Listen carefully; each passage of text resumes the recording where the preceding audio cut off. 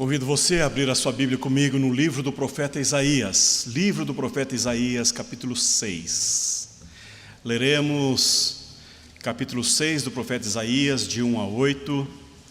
E assim, nesta manhã, eu estou concluindo uma série de reflexões que falamos sobre a doutrina da providência. Nesta manhã, eu continuo, como comecei no domingo passado, a pregar no profeta Isaías, capítulo 6, eu quero concluir esse texto, concluindo assim a minha série de sermões sobre a providência de Deus. E eu queria falar nessa manhã com você, olhando para esse texto, sobre o seguinte tema: Deus ama eternamente.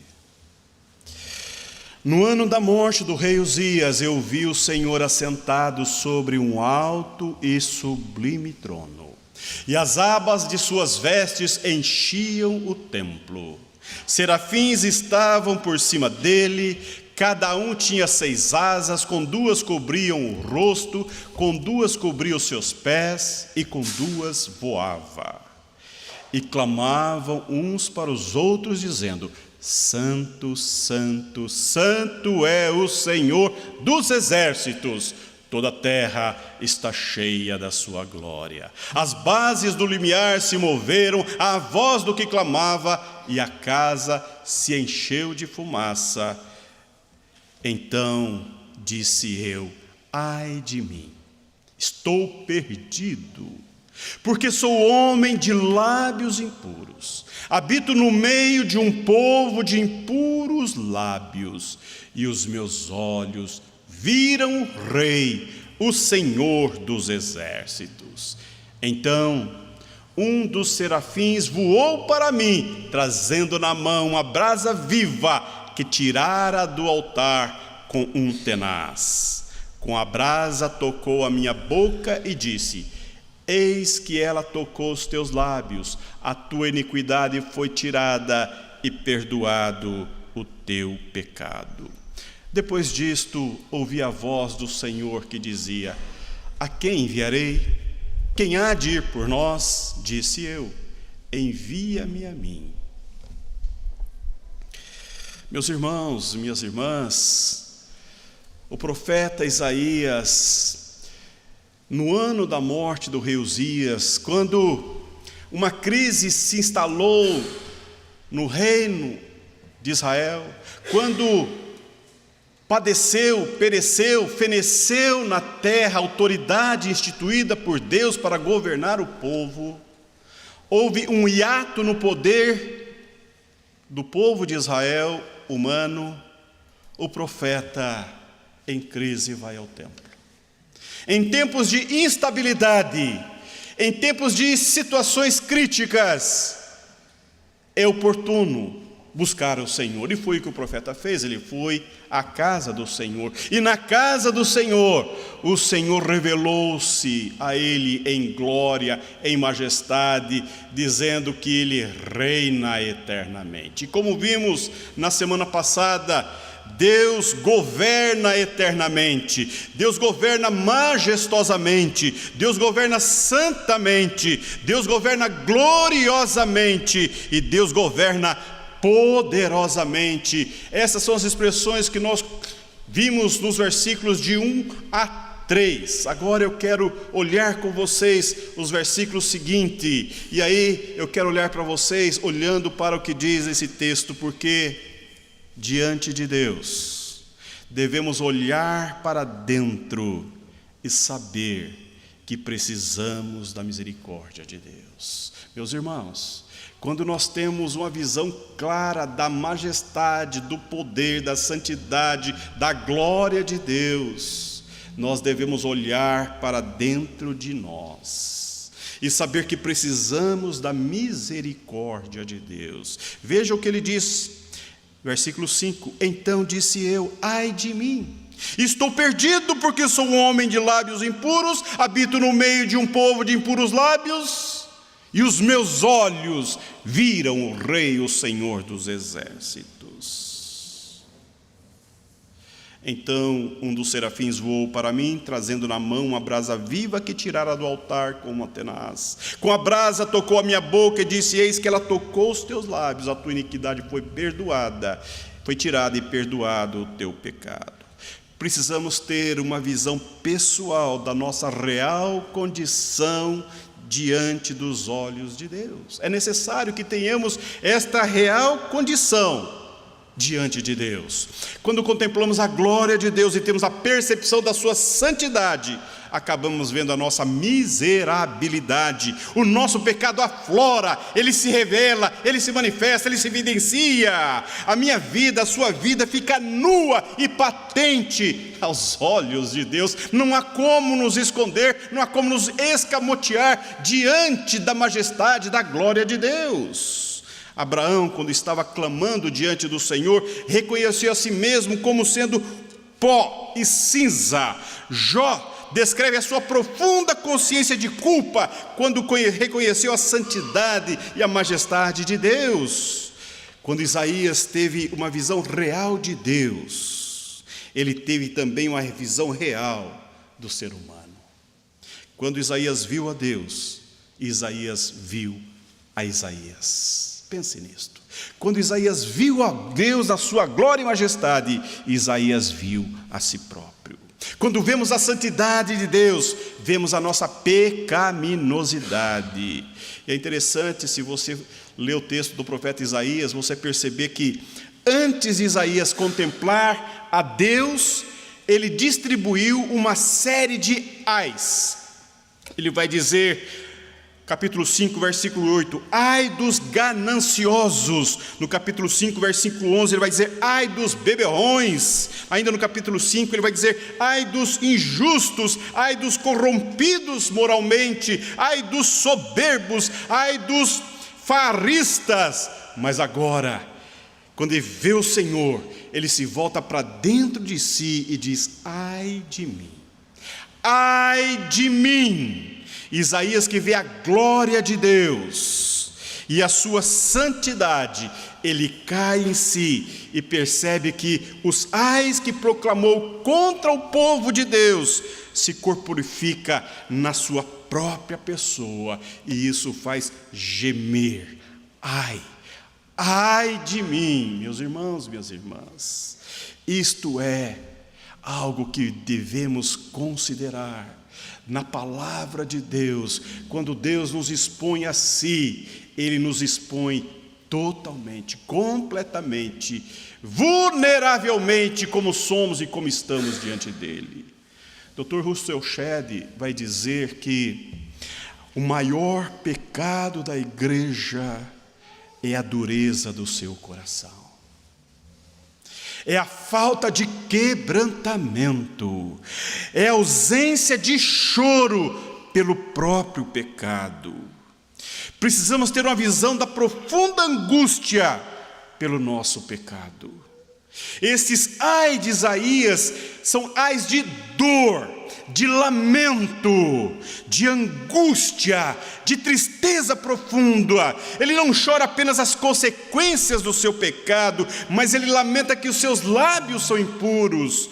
Só que meus irmãos, só quem tem um verdadeiro encontro com Deus consegue enxergar a malignidade, o prejuízo do seu pecado. Quanto mais perto de Deus, mais se vê a tragédia do pecado. João, escrevendo na sua primeira carta, ele falando sobre o perdão de Deus, ele vai dizer que as luzes dissipam as trevas, mas para que a luz dissipe as trevas, há de se estar exposto à luz, para que a luz revele as trevas, e quão medonhas trevas habita no coração humano. E é isso que Deus está fazendo com este profeta. Ele olha para o seu povo e vê pecado, ele olha para Deus e vê santidade, mas quando ele olha para Deus, esse olhar da santidade majestosa de Deus o leva a um confronto com o seu mal. Ai de mim! Nós precisamos considerar esse terrível santo Deus e perceber sobretudo a nossa malignidade. Precisamos ter uma visão do pecado que nos rodeia. Isaías disse: e habito no meio de um povo de impuros lábios. Isaías se incomoda com o pecado do seu povo, ele chora pelo pecado da nação, ele geme de dores por causa da transgressão do seu povo. Ele não é um homem alienado espiritualmente, pelo contrário, as feridas do seu povo estão doendo, fazendo gemer o seu coração. Percebe, meu irmão? Percebe, minha irmã? Nós precisamos ter um quebrantamento real, genuíno, diante de Deus, não apenas pelos nossos pecados, mas pelo pecado do nosso cônjuge, pelos pecados dos nossos filhos, pelo pecado dos nossos netos. Há de se ter um santo quebrantamento diante da santidade do eterno e glorioso Deus, para que de fato estejamos em condições de sermos tocados, de sermos movidos, de sermos transformados, de sermos renovados, de sermos santificados pela graça do Espírito de Deus. Precisamos ter uma visão da graça perdoadora de Deus. Os versículos 6 e 7 diz assim: então um dos serafins voou para mim, trazendo na mão a brasa viva que tirara do altar com uma tenaz. Com a brasa tocou a minha boca e disse: eis que ela tocou os teus lábios, a tua iniquidade foi tirada e perdoado o teu pecado. Isaías não foi expulso da presença do Senhor por causa da sua natureza pecaminosa, não.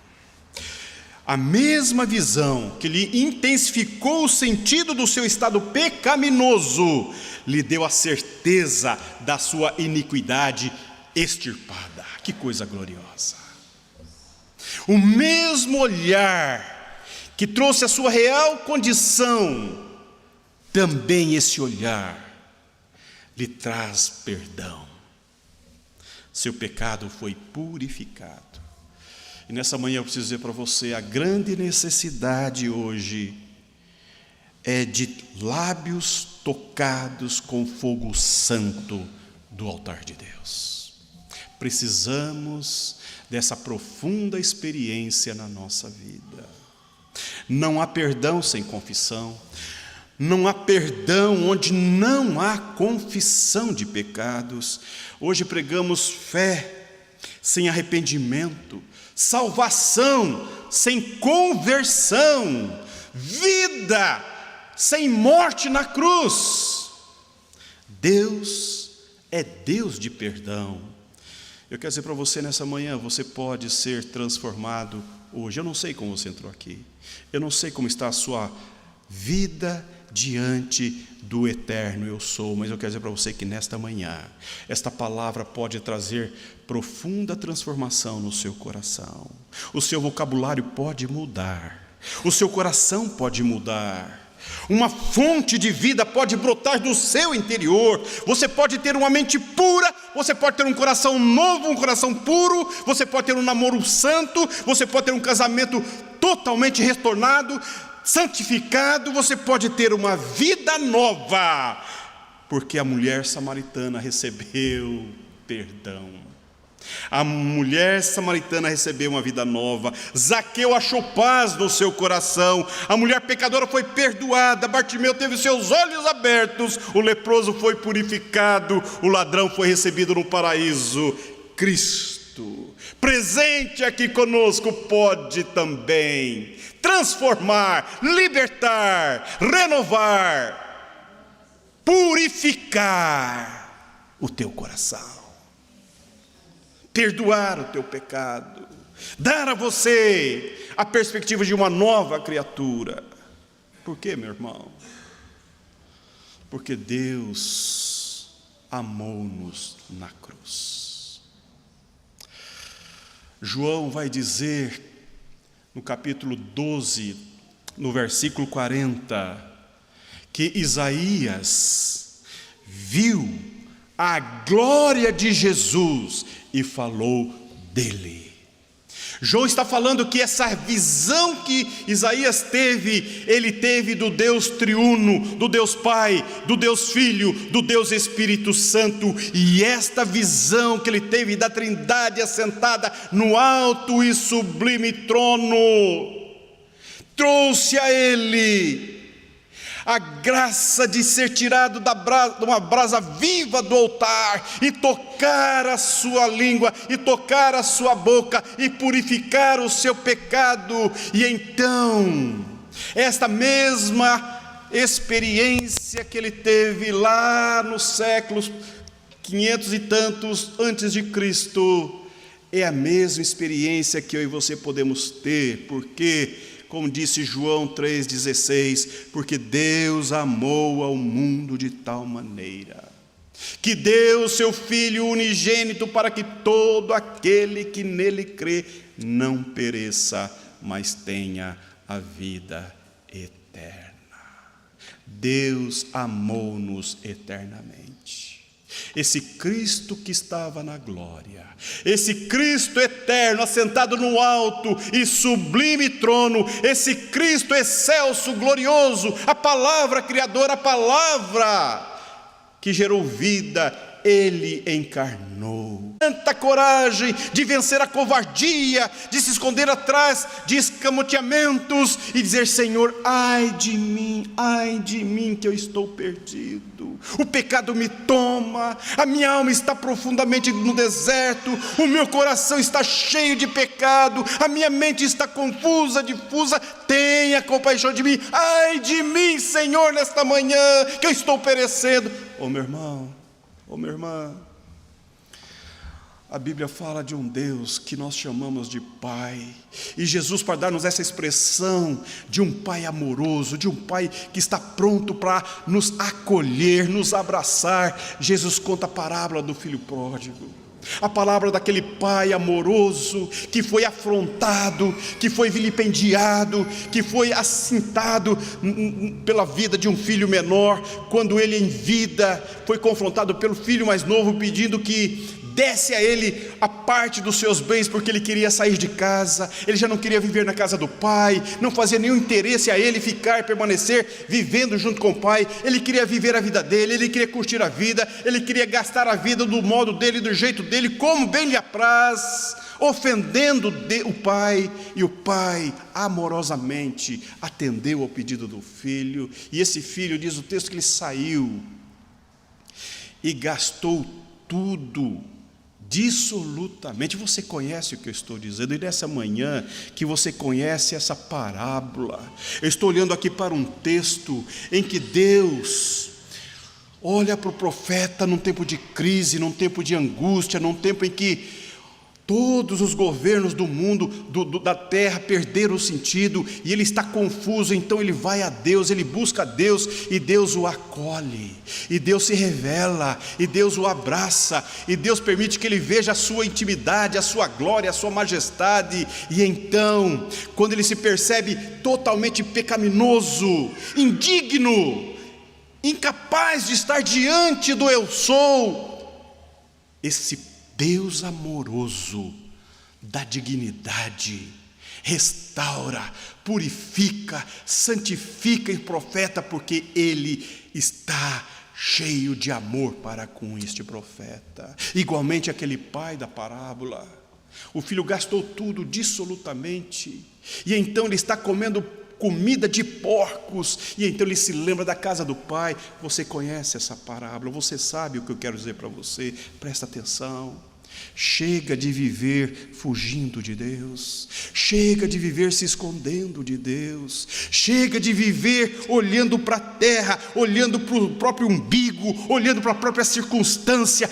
Basta uma vida rota, uma vida medíocre, uma vida sem vida, uma vida sem expressão de vida. Oh meu irmão, nesta manhã, minha irmã, presta atenção. Volta para casa, volta para casa, volta para o Pai que o ama, que a ama, que a chama de volta para o reino do Filho do seu amor.